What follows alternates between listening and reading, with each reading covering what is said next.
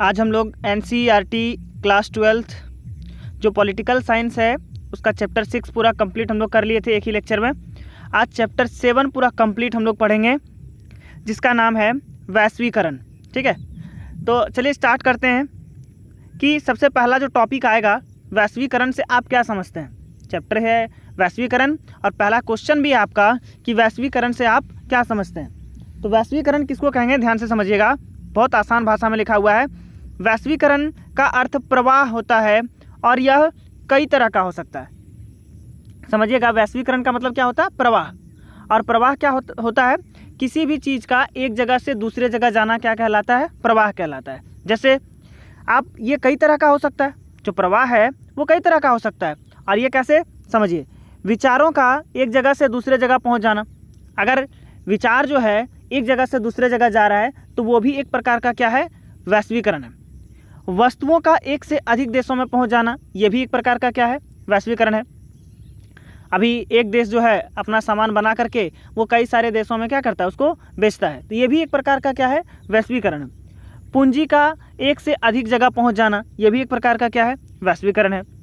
या ये भी कह सकते हैं कि बेहतर जीवन की तलाश में लोग क्या करते हैं, एक देश से दूसरे देश चले जाते हैं। ठीक है, अच्छा जीवन जीने के लिए या अपनी आर्थिक व्यवस्था को मजबूत करने के लिए या अपने जीवन शैली को अच्छा बनाने के लिए क्या करते हैं, वो एक देश से दूसरे देश चले जाते हैं। तो ये भी एक प्रकार का क्या है, वैश्वीकरण है। तो वैश्वीकरण का मतलब समझ गए कि जब किसी चीज़ का प्रवाह होता है, ठीक है, तो उन प्रवाह को ही हम लोग क्या कहते हैं, वैश्वीकरण कहते हैं। अब समझेंगे हम लोग कि वैश्वीकरण का कारण क्या है, ये किस कारण से वैश्वीकरण हुआ, इसके बारे में हम लोग समझेंगे।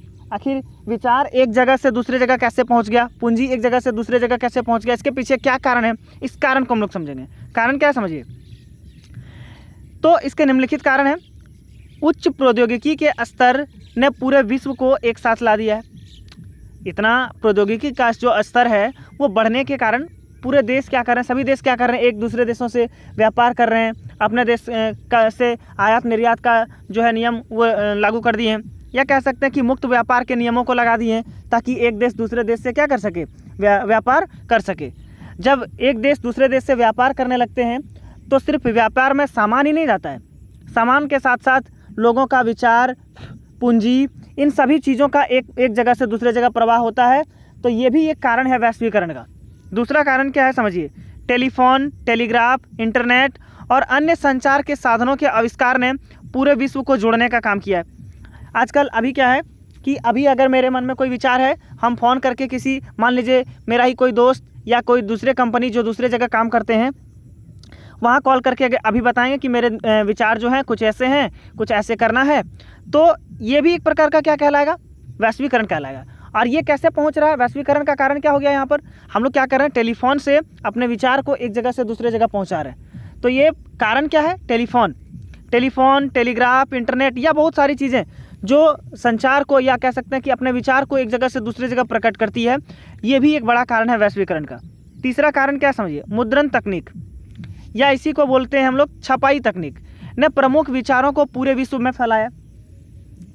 अभी आजकल के ज़माने में बहुत सारी चीज़ें प्रिंटेड होती है और प्रिंटेड होने से क्या होती है, वो उनको एक जगह से दूसरे जगह भेजा जाता है, तो वो भी छपाई तकनीक से भी एक तरह का क्या कह सकते हैं हम लोग, वैश्वीकरण होता है। अगला क्या है, विश्व की घटनाओं का असर।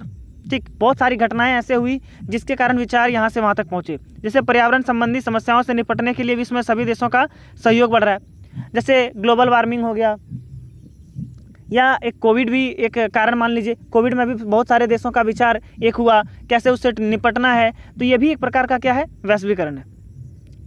अब हम लोग पढ़ेंगे वैश्वीकरण के आयाम। क्या आयाम है वैश्वीकरण के, समझिएगा। वैश्वीकरण एक बहुआयामी अवधारणा है। इसका आयाम क्या क्या हो सकता है, राजनीतिक भी हो सकता है, आर्थिक भी हो सकता है और सामाजिक भी हो सकता है। तो एक एक करके हम लोग फिर से पढ़ेंगे इसमें कि वैश्वीकरण के राजनीतिक प्रभाव क्या है। तो जब देखिए अगला टॉपिक क्या है, वैश्वीकरण के राजनीतिक प्रभाव। राजनीतिक प्रभाव क्या है इसका समझिएगा। वैश्वीकरण के राजनीतिक प्रभाव जो है वो निम्नलिखित हैं। बहुत सारी प्रभाव है वैश्वीकरण का राजनीतिक में। सरकार के नियम, जो सरकार के नियम कानून हैं या कार्य हैं या जो उनकी भूमिका है, उन सभी चीज़ों में क्या हुआ है, बदलाव आया। बहुत सारे नियम कानून ऐसे हैं अभी के समय में जो हम लोग दूसरे देशों को देख करके क्या किए, अपने देश में लागू कर लिए। ठीक है, तो ये भी तो हम लोग क्या किए, दूसरे देशों के नियम को अपने देश में लागू कर लिए, उनके विचार को अपने देश में शामिल कर लिए। तो ये भी एक प्रकार का क्या है, वैश्वीकरण का राजनीतिक प्रभाव ही है। ठीक, हमारे राजनीति में जो प्रभाव आया, बदलाव आया, वो किसके कारण आया, वैश्वीकरण के कारण आया। दूसरा क्या है, उद्योगों में सरकार कम हस्तक्षेप करती है। ठीक, अभी के समय में क्या है कि अगर मान लीजिए कोई फैक्ट्री वगैरह लगाते हैं तो सरकार का उसमें हस्तक्षेप जो है वो बहुत कम होती है। ठीक है, तीसरा क्या है, सरकार के पास उच्च तकनीक आ रही है जिसके द्वारा सरकारें नागरिकों पर नियंत्रण बना रही है।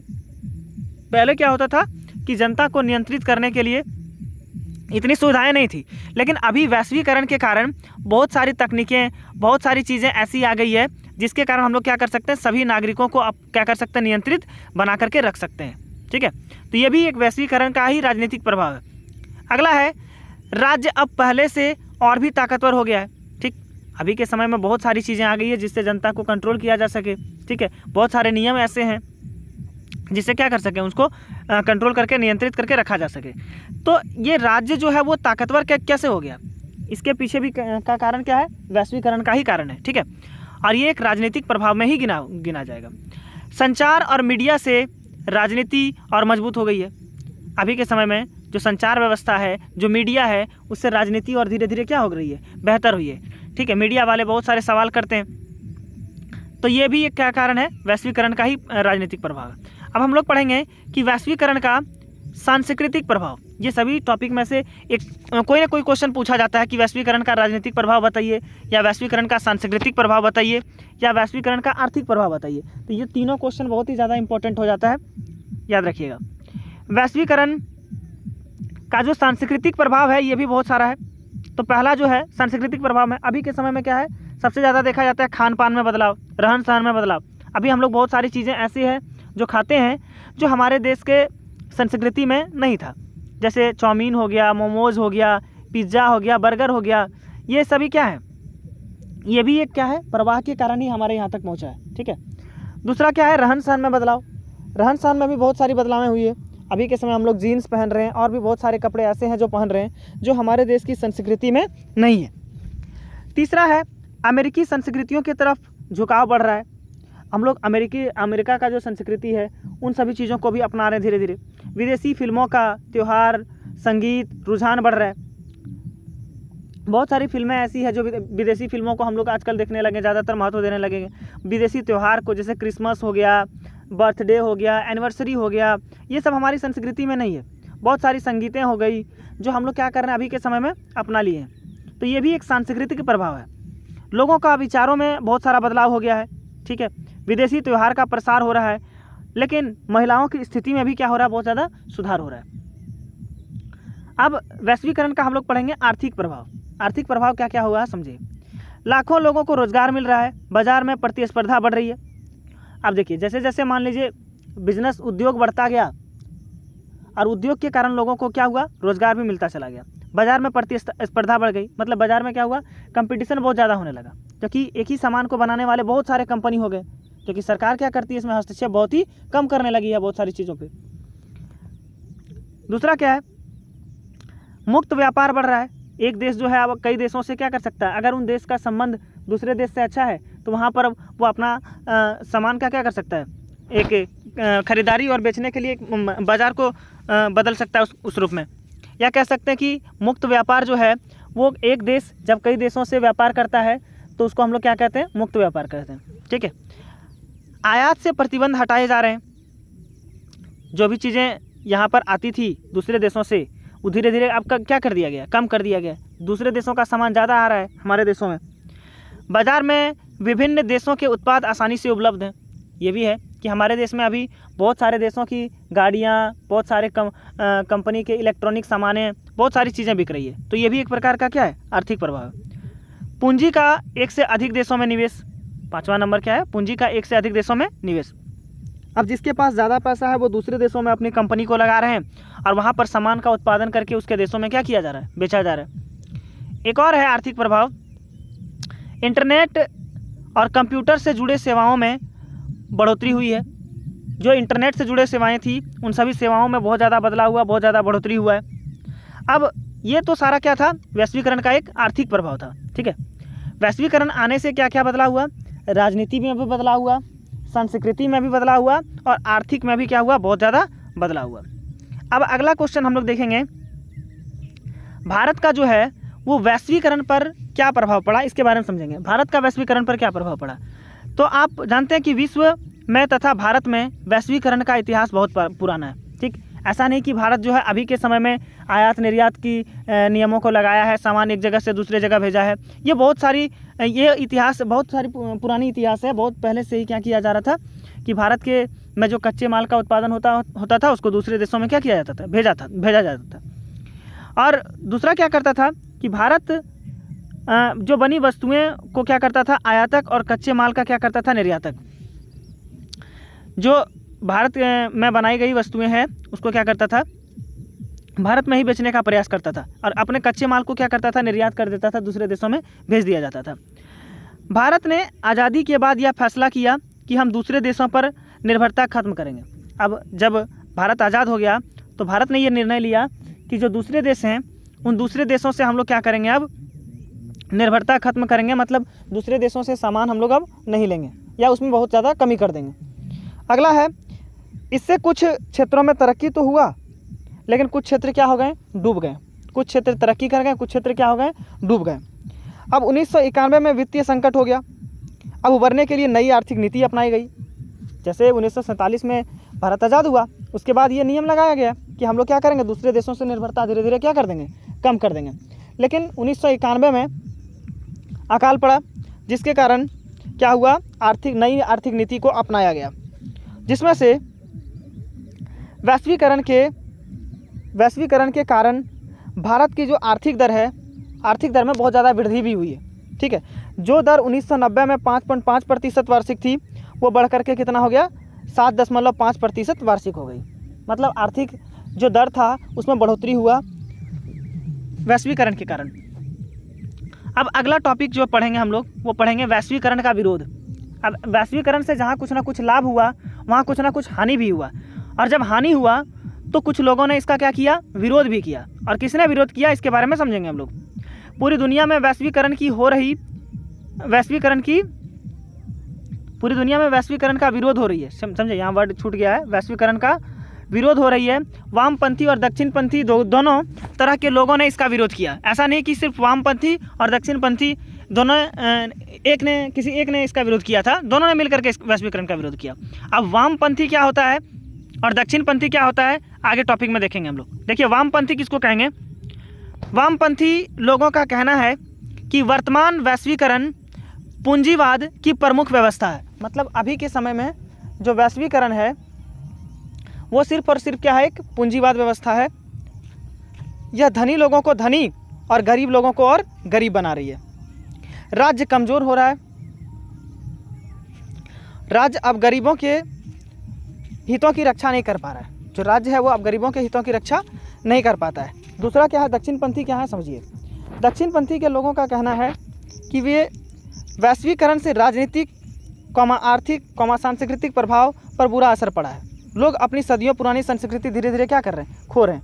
उसमें आर्थिक का बात कहा गया है, इसमें संस्कृति का बात कहा गया है।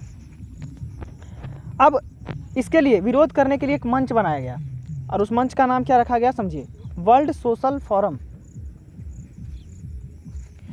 वर्ल्ड सोशल फोरम क्या है, समझिएगा। वैश्वीकरण विरोधी आंदोलन सिर्फ भारत में ही नहीं बल्कि पूरे विश्व में हो रही है। वैश्वीकरण के कारण विरोध के लिए एक मंच बनाया गया जिसका नाम रखा गया क्या, WSF, और इसी को बोलते हैं हम लोग वर्ल्ड सोशल फोरम। इस मंच के तहत मानवाधिकार कार्यकर्ता, मजदूर, युवा, महिला कार्यकर्ता सभी एकजुट हुए। WSF यानी वर्ल्ड सोशल फोरम का जो पहला बैठक हुआ था वो कब हुआ था, 2001 में हुआ था। और कहाँ हुआ था, ब्राज़ील में हुआ था। MCQ क्वेश्चन में पूछा जा सकता है, इसको ध्यान से याद रखिएगा।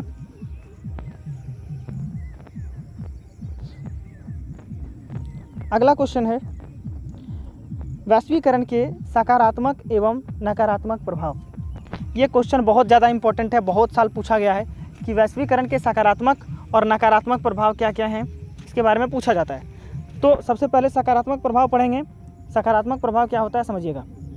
विश्व व्यापार में बढ़ोतरी हुआ, ये इसका सकारात्मक प्रभाव है।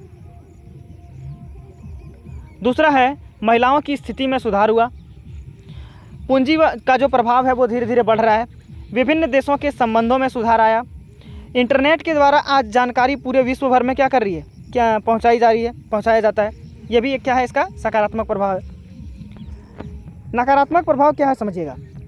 गरीब देशों को अधिक लाभ नहीं हो रहा है, जो गरीब देश थे उसका अधिक लाभ नहीं हो रहा है। संस्कृति धीरे धीरे क्या हो रही है, नष्ट हो रही है। आर्थिक लाभ ज़्यादा विकसित देशों को होता है। विदेशी त्योहारों का प्रभाव बढ़ रहा है। पूरे विश्व भर में इसका विरोध हो रहा है।